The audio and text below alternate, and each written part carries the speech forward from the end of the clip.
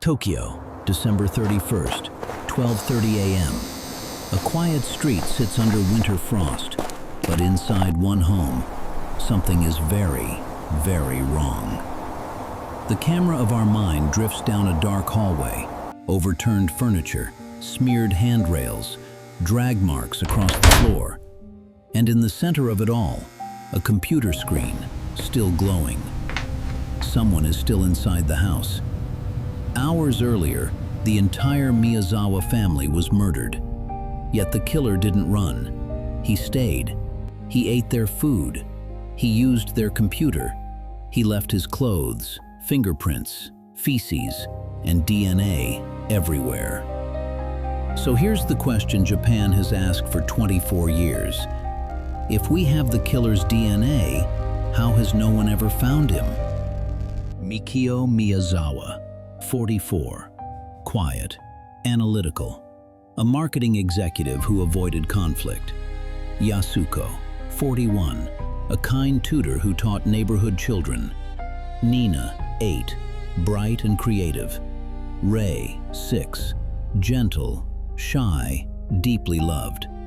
Nothing about this family suggested danger. Nothing suggested they were being watched. But their house had a weakness. Setagaya is not the kind of place where you expect nightmares. It's quiet, residential, safe.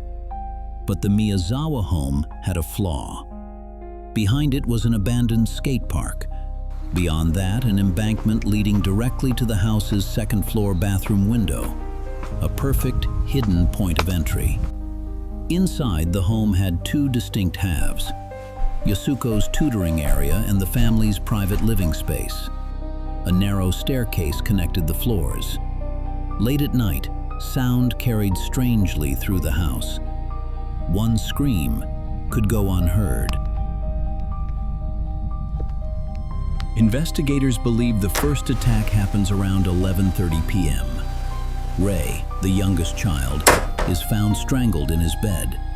He never even gets the chance to cry out. But downstairs, something happens. Something that draws Mikio's attention. Police find evidence of a violent struggle on the staircase. Claw marks, dislodged handrails, blood smears along the walls. Mikio fights hard, but the intruder has a weapon. Mikio collapses on the staircase. The killer then moves upstairs. He enters Yasuko and Nina's room. What happens next is so brutal that Japan later restricts the release of crime scene images. When police arrive the next morning, the crime scene is not just bloody, it is baffling. The killer stayed 2 to 10 hours. He used the family computer. He ate their food. He left feces in the upstairs toilet without flushing. He changed clothes, leaving a hat, a scarf, gloves, a bag, and an entire outfit behind. Every item saturated with sweat and skin cells. The DNA was everywhere. This wasn't just a murder scene. It was a psychological message. I am not afraid of being caught. When investigators process the house, they realize something unprecedented. This is not a crime scene starved of evidence. It is overflowing with it. The killer leaves behind clothing, blood, fingerprints, and DNA across multiple rooms. There are shoe prints, fibers, hair, the kind of evidence investigators dream of. In most cases, this much forensic material would end the mystery quickly. But in Setagaya, it does the opposite. The evidence leads everywhere and nowhere. The DNA profile reveals something investigators didn't expect. The killer is male. Likely mixed race, Japanese on the mother's side, possibly Korean or Northern Chinese on the father's.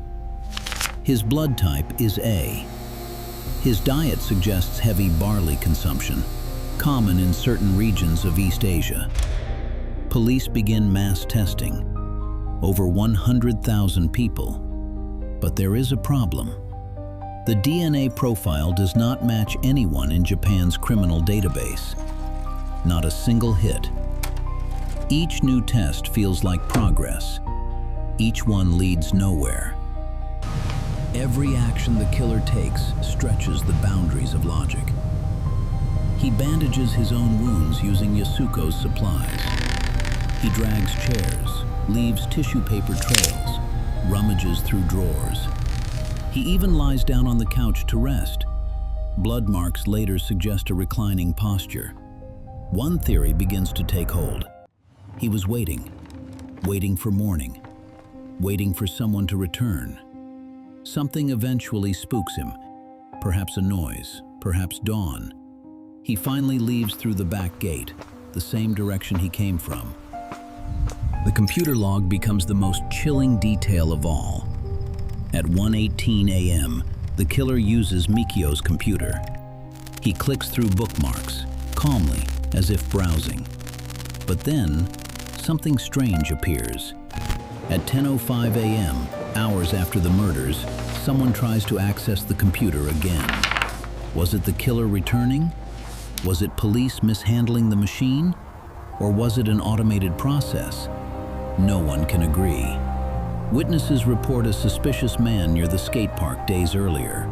Another says someone in skateboarding clothes followed Yasuko and the children. But none of the sightings align. None lead anywhere. Tokyo police pour hundreds of thousands of hours into the case. But the killer simply stops existing. Police eventually narrow the case to three primary theories. The first, a local intruder, someone familiar with the skate park, someone who knew the area. But the violence and the hours spent inside the house do not fit a typical break-in. The second theory, a personal motive, a grudge, a hidden dispute, something connected to Yasuko's tutoring. But investigators find no threats, no disputes, no warning signs. The third theory is the most troubling. A non-Japanese drifter who left the country immediately after the murders. The DNA suggests mixed ancestry. The clothing traces back to limited production runs outside Japan. If the killer fled Japan, he may never trigger a DNA match. Ever. The murders devastate the community. Parents in Setagaya keep their children indoors for months. Police patrols increase. New Year celebrations that year are muted across Tokyo. The investigative failures spark debate about policing, about forensics, about whether Japan relies too heavily on confessions rather than evidence. The Miyazawa relatives continue to visit the site. Every December, Tokyo police hold a public vigil, still asking for new leads. We return to the hallway, to the still-lit computer screen. A killer sits in the dark, hours after the family is dead, scrolling casually as if he lives there. It is the detail that continues to disturb investigators most. Because burglars run, assassins hide, but this killer stayed, comfortable, unhurried, almost familiar, which leads to the final question. Did the Miyazawa family die at the hands of a stranger, or someone who felt at home in their house?